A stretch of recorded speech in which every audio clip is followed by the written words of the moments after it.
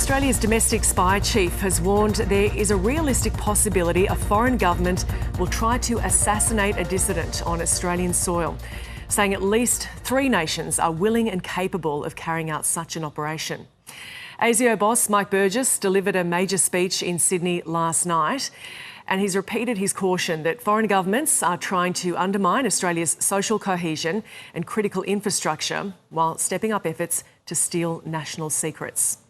Acting Defence Correspondent Olivia Casely joins me now from Parliament House in Canberra. Olivia, what did Mike Burgess have to say in his address? Well, ASIO Chief Mike Burgess has delivered a number of stark warnings in recent years, and last night's address, the Lowy Institute address at Sydney Town Hall, was no exception, and he really was drilling down on concerns that ASIO has to do with foreign interference. He spoke about social cohesion too, and the fraying of that fabric, which he says is being accelerated by the online environment and artificial intelligence as well. I guess the most grim warning was this one that essentially there are 3 foreign governments that ASIO has identified who they say are willing to kill political dissidents on Australian soil.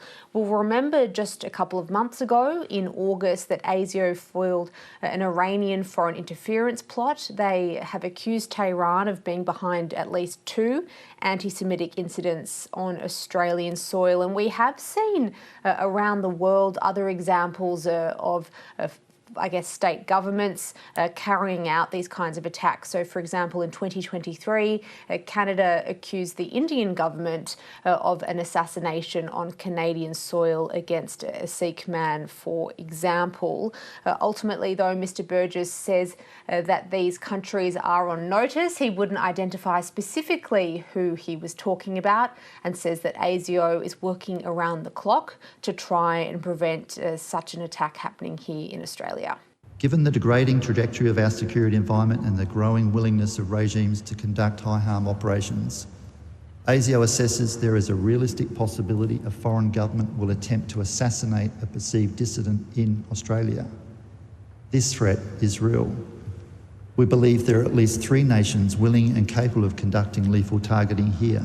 Liv, Mike Burgess really emphasised the importance of social cohesion. Yeah, he really did, and ultimately he said that this social cohesion is under threat from a whole range of groups. So from, for example, Russian trolls, Islamists, far-right extremists and neo-Nazis, some of those hostile foreign state actors that we were mentioning before, and ultimately he has separated these threats into 3 main groups. So he classifies them as the aggrieved, the opportunistic and the cunning. The first are individuals driven by grievance and frustration. The second are extremist organisations that try and exploit domestic issues for their own gain. And the third are nation states deliberately working to try and inflame social tensions, I guess, and divide societies. He also pinpointed extremist organisations, saying that they're becoming increasingly more sophisticated at using